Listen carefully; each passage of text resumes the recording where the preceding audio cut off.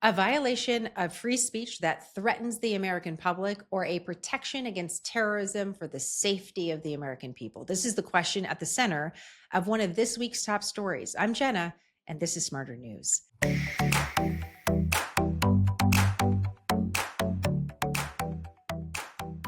Well, here's the headline. A 30-year-old former student of Columbia University who emerged as a leader of campus protest is detained by the U.S. government. The government says he violated immigration law. So, what should we know about this story? The background here really matters. So we're going to go big picture and then we're going to zoom way back in. Over the last year and a half, as you know, we've seen huge protests on university campuses related to the war between Israel and Hamas. Columbia University in New York City became one of the flashpoints for these protests as students clashed between support for Israel or those critical of Israel, who are often referred to as pro-Palestinian protesters. Israel is the lone Jewish state in the world. Palestinians live in a variety of areas, including in Israel, in Gaza, in the West Bank, and beyond. Now, here's a really important reminder about why in journalism we have to really think about our editorial calls. Hamas is a foreign terrorist organization as designated by the United States government, but many media outlets have declined to use the term terrorism to describe any terrorist group, including Hamas. Why is that? Well, the Associated Press, for example, says the term has become politicized. So what happens instead is often Hamas is called a pro-Palestinian militant group, or just a militant group, or a Palestinian group. And this story is one of the reasons I do not agree with this editorial call. Even if you do not want to label Hamas a terrorist group for whatever reason, we can all report that the United States has designated this group as such. This is a fact. It is not a new designation. It is decades old. It has survived Republican and Democratic administrations. And one of the reasons why I call Hamas a terrorist group and not a pro-Palestinian group is because my editorial call at Smarter News is all Palestinians do not deserve to be associated with a terrorist group. If we just casually reference Hamas as pro-Palestinian, we're by default associating, generalizing Palestinians with a group that America calls terrorists. And I don't think that's fair. I also don't think that's accurate. So we don't do that at Smarter News. Hamas is a terrorist group based in Gaza. But the confusion this highlights is at the heart of what we're talking about today. So during this war between Israel and Hamas, if someone wanted to advocate for the Palestinian people in Gaza, the distinction between advocating for innocent people and support for a terrorist group could sometimes be blurred. If you're against the actions of Israel, does that mean you by default support Hamas? If you wanted to speak out against Israel, does that mean you align with groups like Hamas that do the same? Where is the line drawn? And this is one of the reasons why, over the last year, questions surfaced about whether the pro-Palestinian groups actually had some terrorist ties or associations or sympathizers. Again, where do you draw the line? Because that line really matters. And the questions became more urgent when the protests became more violent. Listen to the NYPD from last April, the New York Police Department. Notice the title of the person who is talking.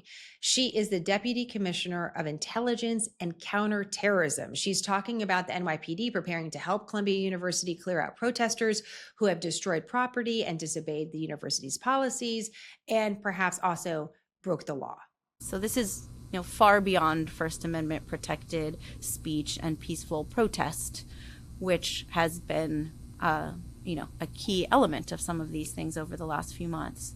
A lot of people involved, some of them are known to us, and others are reported by university officials to be unaffiliated with campus. So remember, this statement is from last April when the Biden administration was still very much in office. The NYPD did not say the word terrorist or terrorism in this presser, but they did reference these outside agitators or connections to outside groups.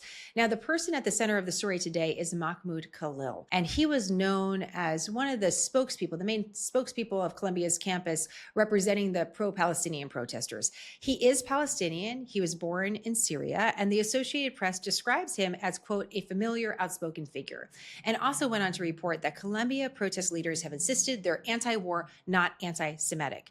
Khalil was a graduate student on a student visa until he received his green card at some point, becoming a legal permanent resident of the United States. Now, your rights as a green card holder are as follows. This is from the U.S. government website: to live permanently in the United States, provided you do not commit any actions that would make you removable under immigration law. The violation of immigration law is what the government says Khalil is guilty of. Here's the White House. Under the Immigration and Nationality Act, the Secretary of State has the right to revoke a green card or a visa. And Mahmoud Khalil was an individual who was given the privilege of coming to this country to study at one of our nation's finest universities and colleges. And he took advantage of that opportunity, of that privilege, by siding with terrorists, Hamas terrorists who have killed innocent men, women, and children. This is an individual who organized group protests that not only disrupted college campus classes and harassed Jewish American students and made them feel unsafe on their own college campus, but also distributed pro-Hamas propaganda, flyers with the logo of Hamas. That is what the behavior and activity that this individual engaged in. And this administration is not going to tolerate individuals having the privilege of studying in our country and then siding with pro-terrorist organizations that have killed Americans. We have a zero tolerance policy for siding with terrorists, period. Now, Khalil's lawyers say this is just not true. He was exercising his right for free speech. He's not advocating for criminals or terrorists. His wife, who was 8 months pregnant, said this through her lawyers, quote, "My husband was kidnapped from our home, and it's shameful that the United States government continues to hold him because he stood for the rights and lives of his people." By the way, she's an American citizen. So as a green card holder married to an American citizen, do you have the same legal protections as any American citizen? Yes and no. It is true for the most part, a legal permanent resident has the same rights as a US citizen, but a green card holder is not officially a US citizen.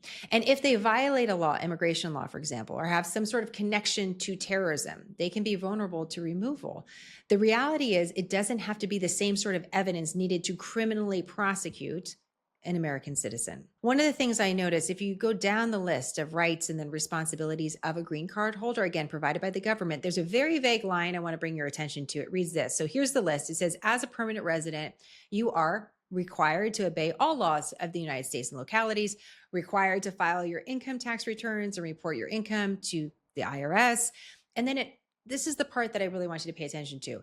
Expected to support the democratic form of government. You know, this is vague. This is vague. And I wonder how it may apply here, or how it can be used by the government when law enforcement decides someone does not support the democratic form of government at present. So what do you think about this? Is this a slippery slope of prosecuting someone illegally, chilling free speech and open debate that we really embrace in America, that makes us American? Or is this a necessary recalibration about what is legally and publicly acceptable, especially if someone is here with special permissions? We still don't know exactly what the government is saying about Khalil. They're making these sort of general references to terrorism, but we don't know exactly what sort of evidence, if any, they're going to present or what that looks like. Where will that legal argument, if it needs to play out, where will it play out? In the meantime, Khalil's lawyers are getting in front of judges advocating for their client as well. So we have a couple different parts of this story to watch, and there's many different perspectives to consider. So I'm curious,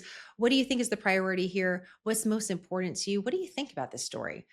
There's a lot to consider. It's an interesting one, and a really big question about what sort of precedent this sort of case will set for the future. We'll keep you posted as we hear different developments, and we'll continue to follow this story. Look forward to your thoughts, and thank you so much for your support of quick, concise, nonpartisan, smarter news. Have a great day.